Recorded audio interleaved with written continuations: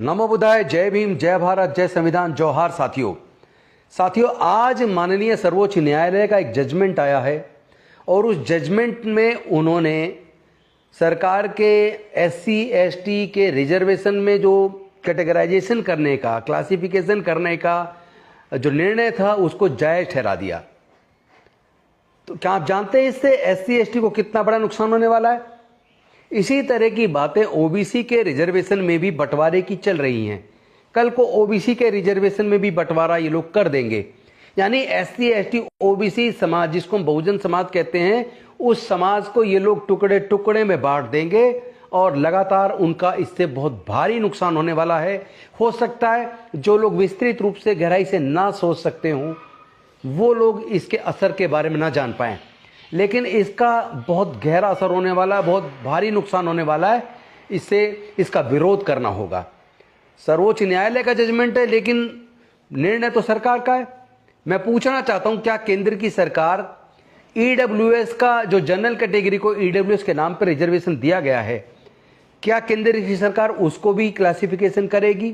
क्या उसमें भी कैटेगराइजेशन करेगी? क्या उसमें भी बंटवारा करेगी? उसको जवाब देना चाहिए।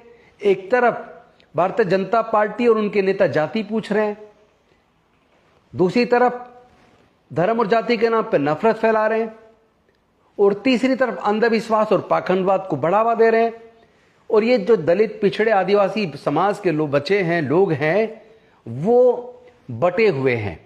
वो लोग अपना नफा नुकसान नहीं समझ पा रहे हैं। वो लोग अंधविश्वास, पाखंडवाद की तरफ इस हद तक चले गए, उन्हें ये पता ही नहीं चल रहा तुम्हारा कितना नुकसान हो रहा है। तुम्हारे बच्चों को पढ़ाई महंगी करके उनसे पढ़ाई को छीन लिया है, शिक्षा को छीन लिया है, बिना किसी कानून बनाए, बिना कानूनी प्रतिबंध लगाए शिक्षा को इतना महंगा कर दिया कि आपके बच्चों से शिक्षा छीन रही है। और देश के सरकारी संस्थान धीरे धीरे सब प्राइवेटाइज कर दिए हैं। तो जो आपकी नौकरियां लग जाया करती थी, आपकी नौकरी के अवसर भी इन्होंने बंद कर दिए हैं। और दूसरी तरफ अब आपके आरक्षण पर इतना बड़ा हमला आज हुआ है, जिसमें एससी एसटी में कैटेगराइजेशन करके उनके रिजर्वेशन को बांटने का बहुत बड़ा षड्यंत्र ये जो हुआ है, इसका विरोध बहुत मजबूती से करना होगा। और इस सरकार को इतना बताना होगा कि आपको ये सब बंद करना होगा, ये बंटवारा नहीं चलेगा। अदरवाइज इसके खिलाफ बहुत मजबूती से, संवैधानिक तरीके से इस लड़ाई को लड़ा जाएगा।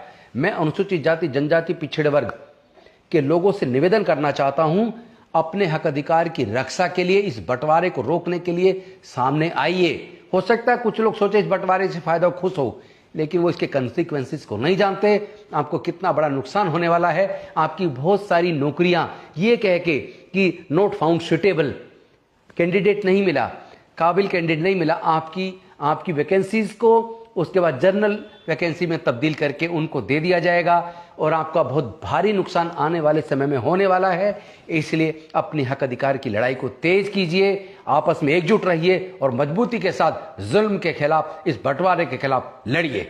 बहुत बहुत धन्यवाद। नमो बुद्धाय। जय भीम, जय भारत, जय संविधान।